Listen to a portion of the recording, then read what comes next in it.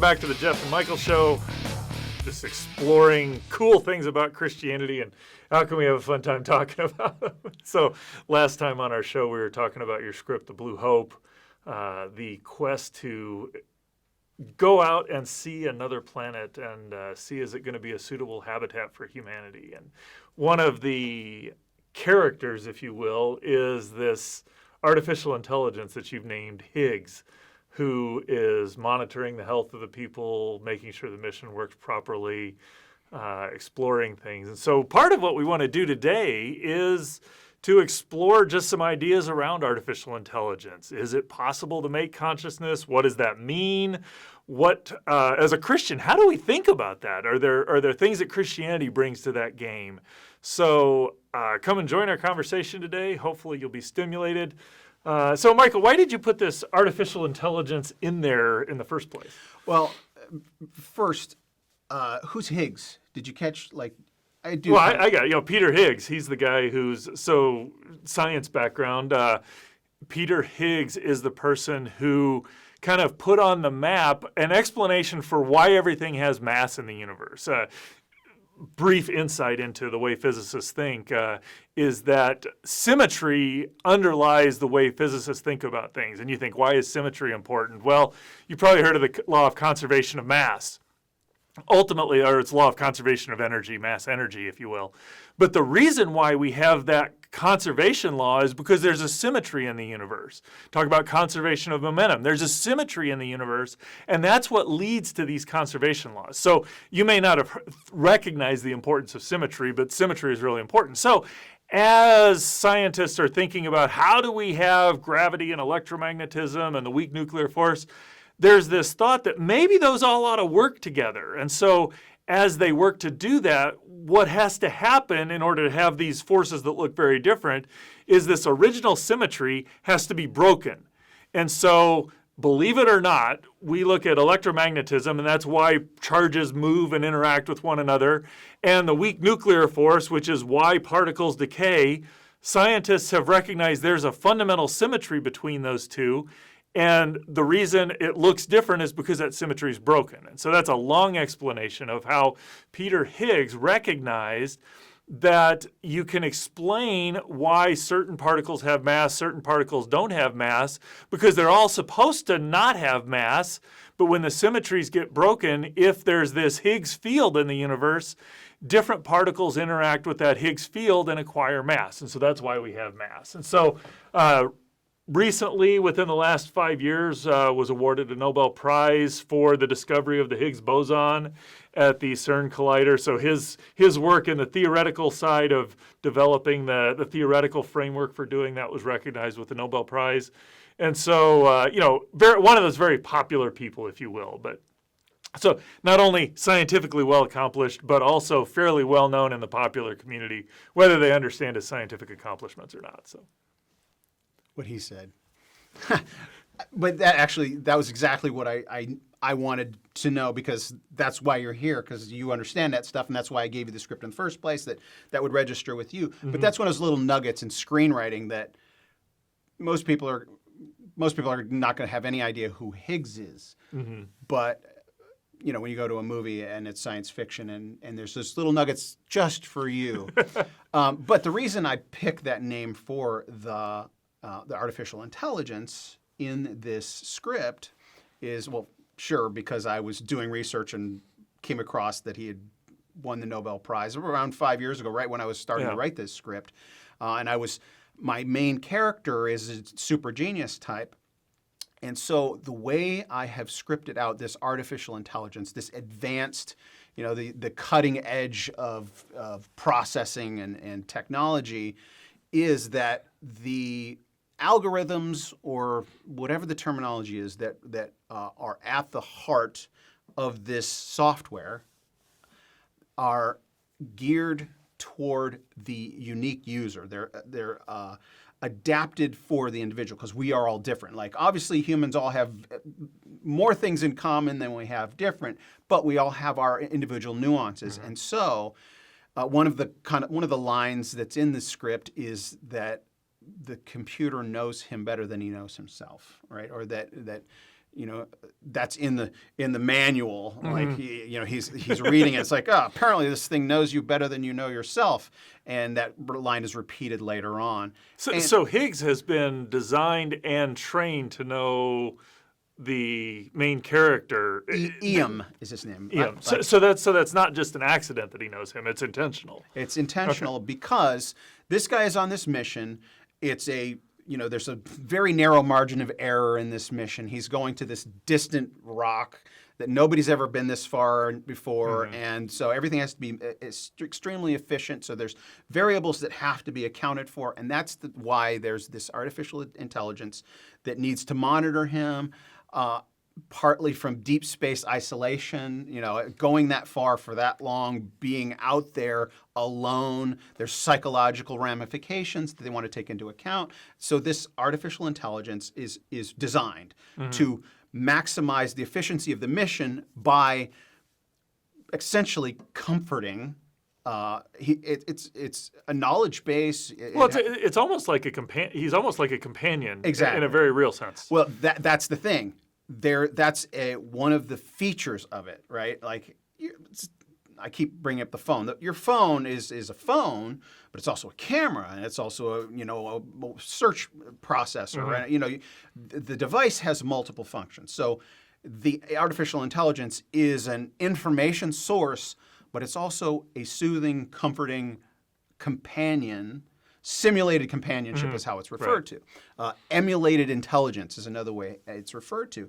And the reason I picked the name Higgs is because I made the main character he started as a child genius, and at a young age, he got interested in physics. He has, you put these emotional,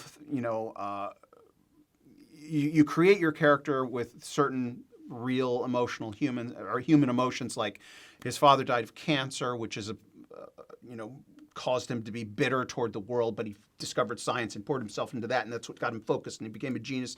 And his first successful paper when he was 12 years old was about Peter Higgs, right? And that's what sets us in the future, right? This is a contemporary. He's still alive. He just won the Nobel Prize. And so, we're not that far in the future. It'd be like doing a paper on Einstein for us today or something like that. And so that's why I picked the name Higgs. It's interesting hearing your description, because I didn't get that reading through there. So it's neat to hear the backstory, if you will. When you do screenwriting, and that's the thing, you've got to know your character better than the audience is going to know the character. Right, that makes sense. Because all of his decisions, even though you don't know all the backstory, all of his decisions come from who he is.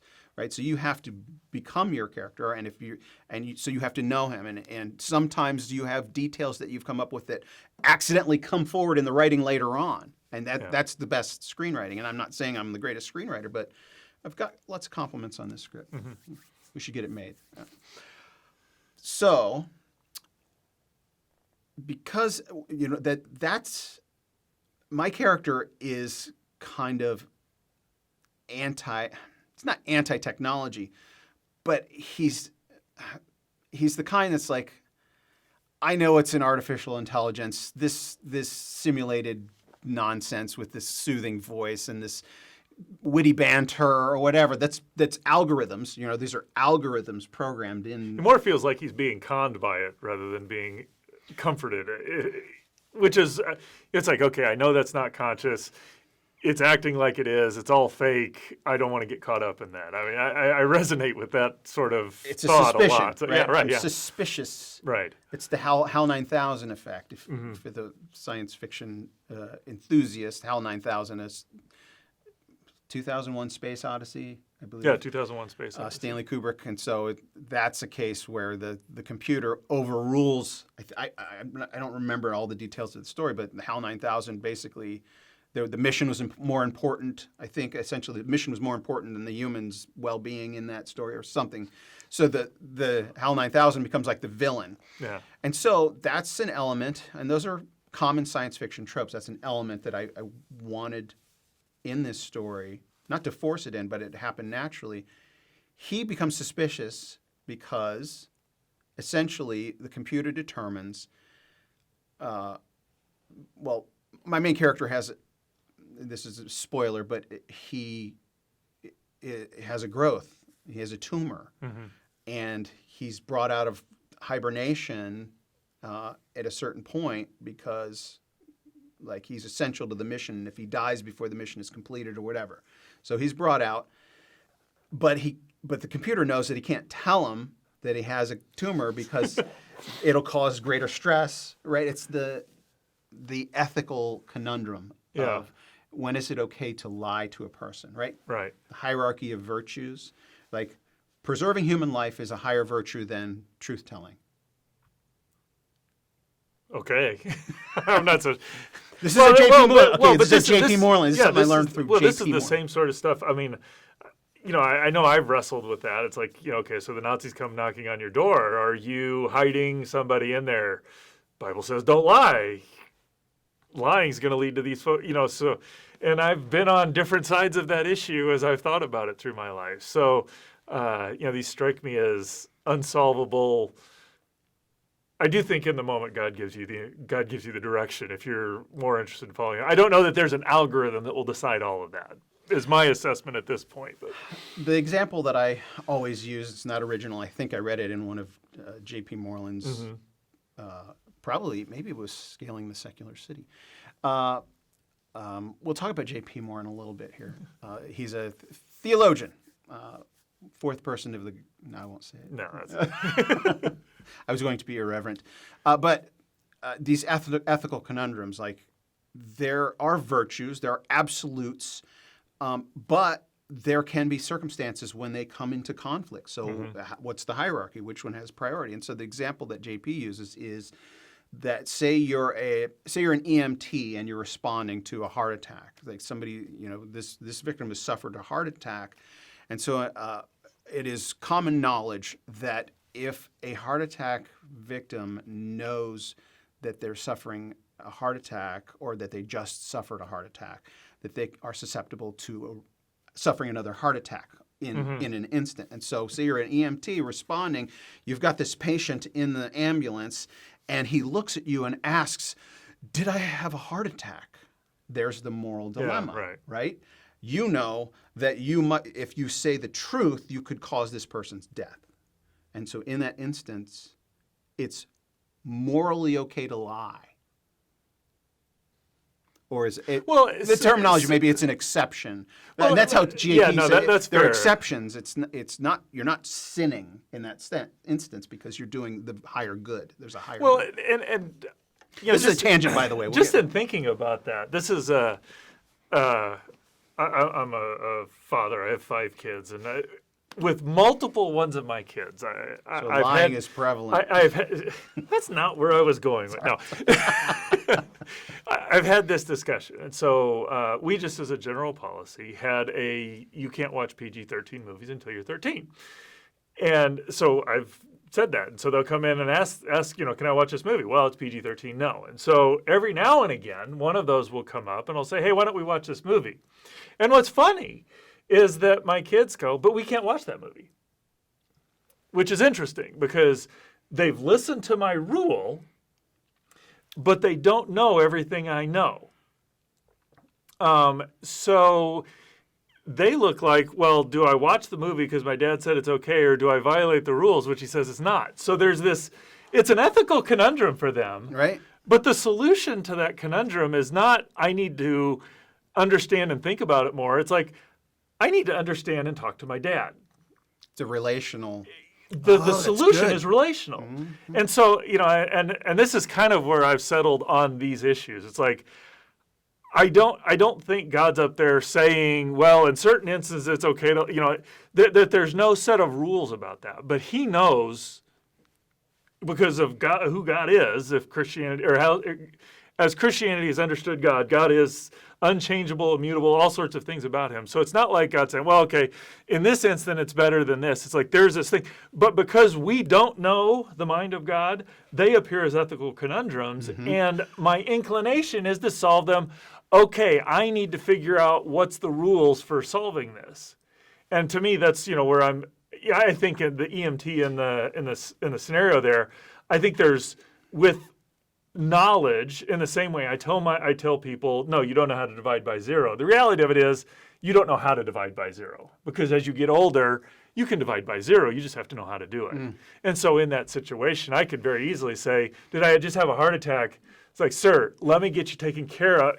You can answer by not answering and yet help the patient at the same time. So it's not really a, do I have to lie? You're cheating. You're cheating. You can't give me a question and then tell me I can't answer. Well, that's a good answer. I actually I learned something like right then and there. No, this is good. Well, I mean, this is our show. We can go in any tangent we want. Okay. God commanded the armies to kill other people, right? Like, or to actually wipe out some nations, right? And we don't want to go on. I'm not interested in going on that tangent right now. But can killing be good? It's like thou shalt not kill. Well, there are nuances. There's murder and there's killing. I would say, and this ties into a project that I'm working on. In fact, so I'm working on an Armenian Genocide project. That's the thing that I'm fully invested in my life right now for the past 3.5 years. And it's about this guy who assassinated essentially the Hitler of World War I. Right? There was a Hitler-type character. You know, some historians cringe at that comparison, but when you get down to it, there was a guy who gave the order for an ethnic religious minority to be massacred.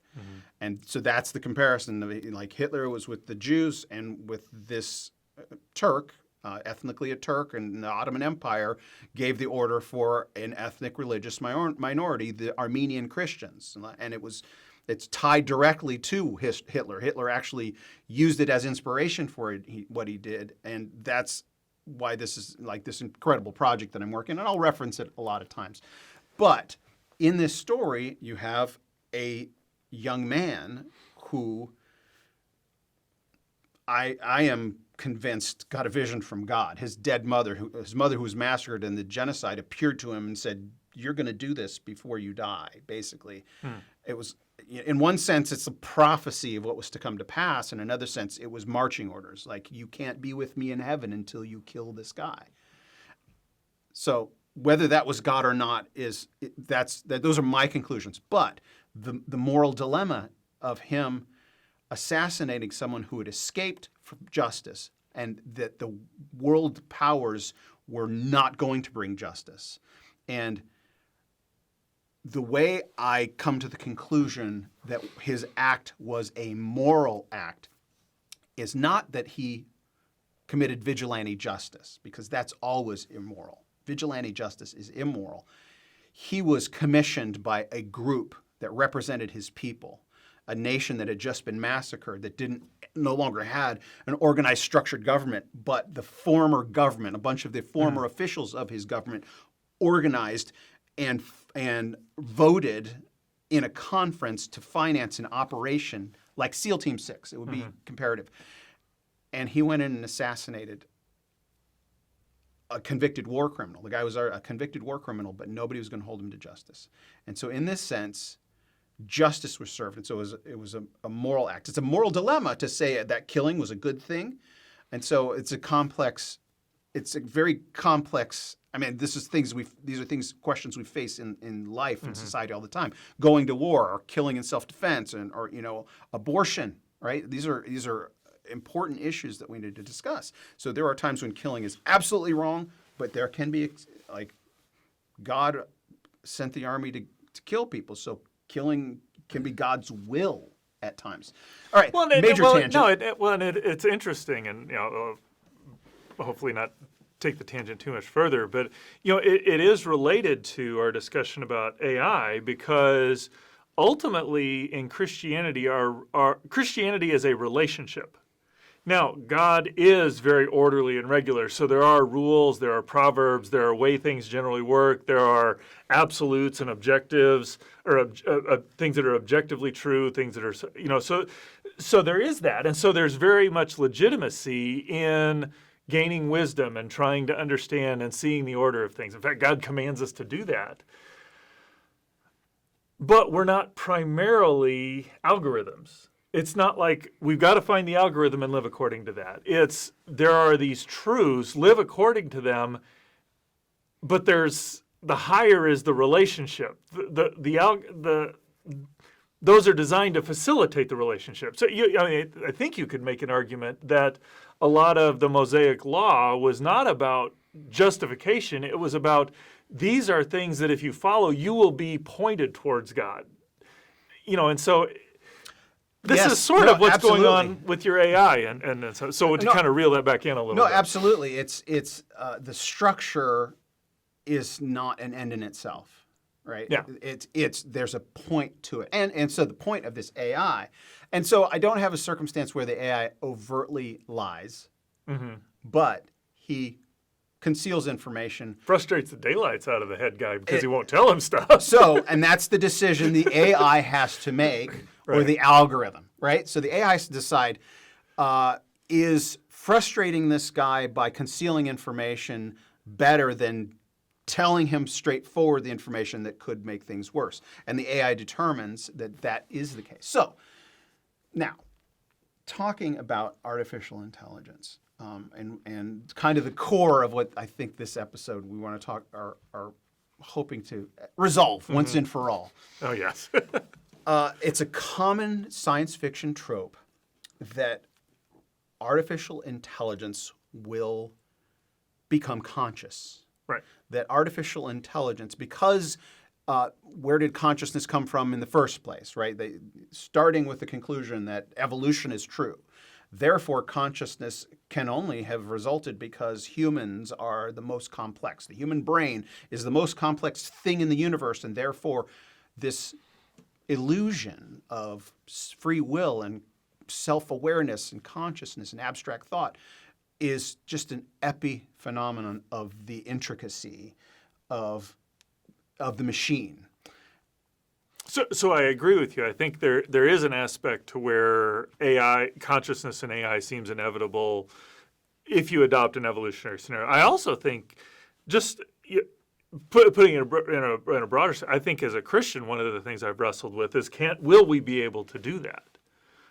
From this sense, is that God has endowed us with his image. He's created us in his image. And so he said to go out and rule over creation, subdue it, be fruitful, multiply, basically go understand creation and take care of it well.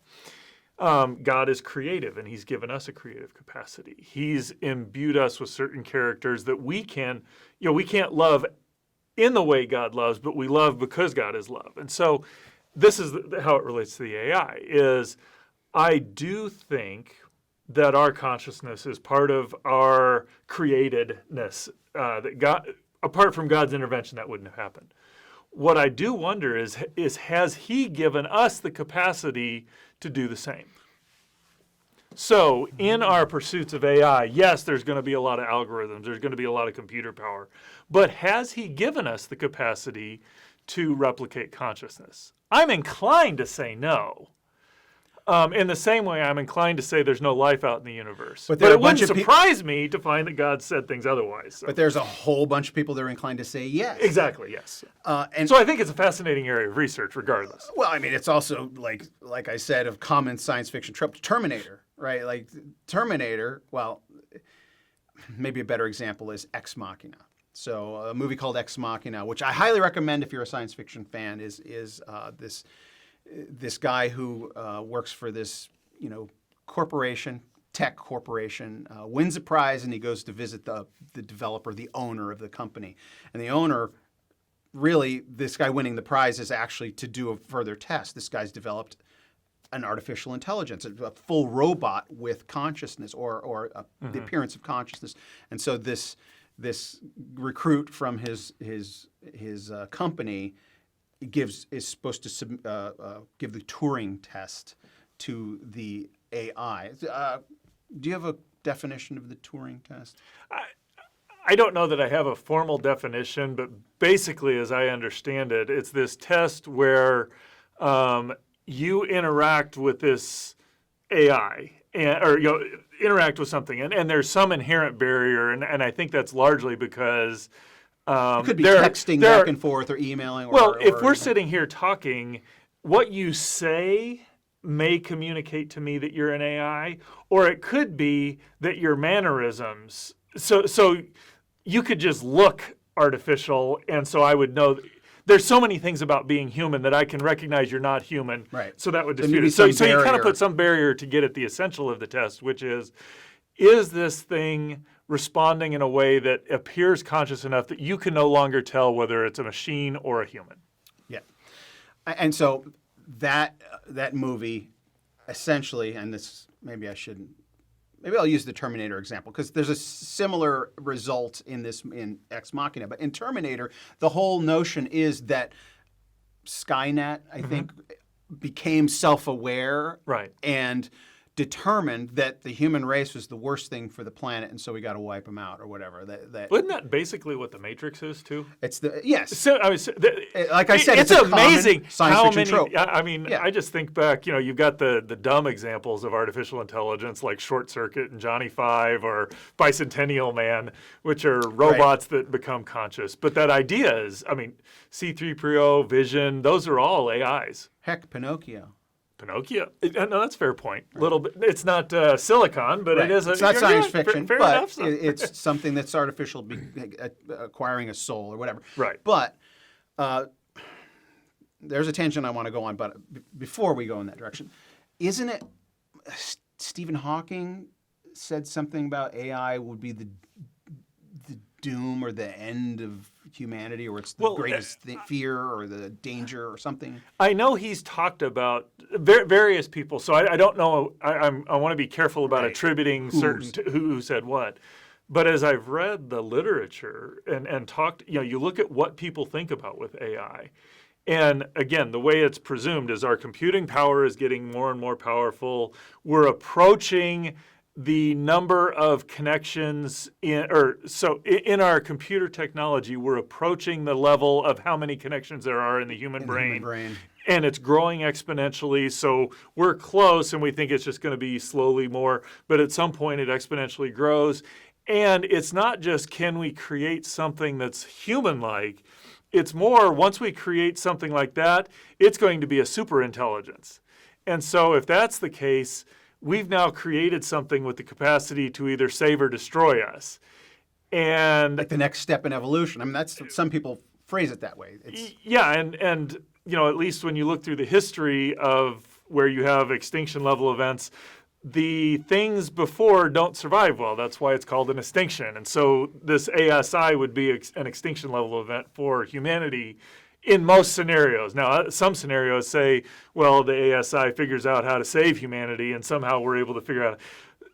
There's a whole lot of speculation packaged behind that, but it could be very detrimental. But I think behind the fear of AI, singling out humans, if it gets to that supercomputer or the next level of evolution, we've created something that has now advanced beyond us because whatever.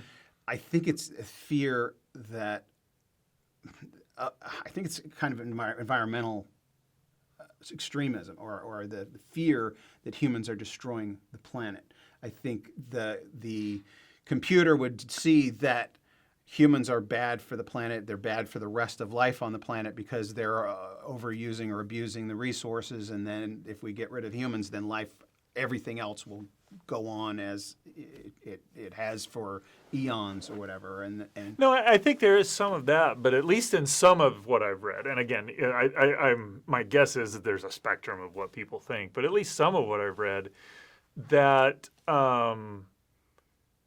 and this is again plays intimately on what does consciousness mean in there. It's like it very clearly, if this exponential trend goes and knowledge increases and whatever, the capacity of the AI will supersede ours. And there, we have chess programs now. It was a big deal for chess programs to beat human chess players. Now, the one that's on your phone, they have to throttle so that we can even compete. So it's that sort of thing where now you've got this thing that's more powerful than humanity. Not that it can just play chess, but it can now decide, it's got to decide what to do. And if you're not careful, it fulfilling its mission could wipe humanity. The example was, learn how to do this handwriting. And so it develops an AI that learns how to do this handwriting. And ultimately, in figuring out how to do the handwriting, it needs more resources. And it realizes not so much humans are bad, but humans get in the way of they are using my resources. And so it's those sort of... So it's the command that it's given could push it in a direction that's detrimental to humanity. Or the humans are bad, we need to destroy them, or just it's a competitor. My guess is there's probably a big range of how people come to get that. But it's an interesting thought. We tend to assume, they're just going to be benevolent, they're going to think like us and be more rational and whatever. I think that's what Hawking and various folks who are concerned about that, it's like you assume a moral trajectory that will go with that there's no basis for that that assumption. Right. All right, we're cutting there. Come back next week and catch the rest of the conversation.